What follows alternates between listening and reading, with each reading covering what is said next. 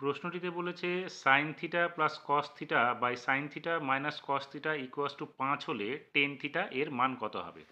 তাহলে আমরা এই অংশটুকু নিয়ে নিব sine theta plus cos theta by sine theta minus cos theta equals to 5।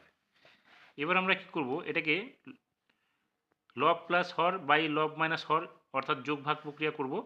তাহলে কি হবে, sine theta plus cos theta উপরের লবটা প্লাস হর কি হবে sine theta minus cos theta by লব প্লাস হর লব মাইনাস হর, তাহলে sine theta plus cos theta minus sine theta minus cos theta.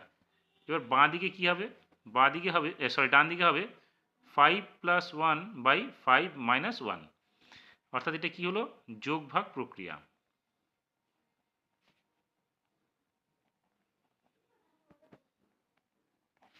এখন আমরা যদি ব্র্যাকেটটাকে সরিয়ে দিই তাহলে কি পাবো,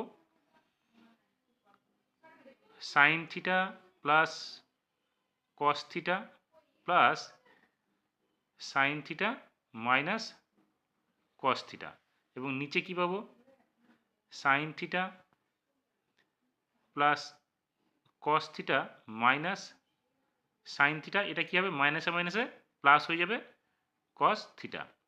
আর এখানে কি হবে 5 আর 1 যোগ করলে 6 হবে, এখানে 5 থেকে 1 বাদ দিলে 4 হবে। এবার দেখো কস থিটা কেটে যাবে আর নিচে সাইন থিটা কেটে যাবে, তার মানে কি হলো 2 sine theta by 2 cos theta হয়ে গেল। আর এখানে কি হবে 6/4, তাহলে 2 2 কেটে গেল, এখানে কাটলে কত পাবো আমরা 3/2। তার মানে sine theta by cos theta মানে কি টেন থিটা, তাহলে টেন থিটা ইকুয়াস টু কী হলো 3/2, যেটা আমাদের প্রশ্নে চেয়েছিল যে টেন থিটার মান কত হবে। তাহলে আমরা পেয়ে গেলাম টেন থিটা ইকুয়াস টু 3/2।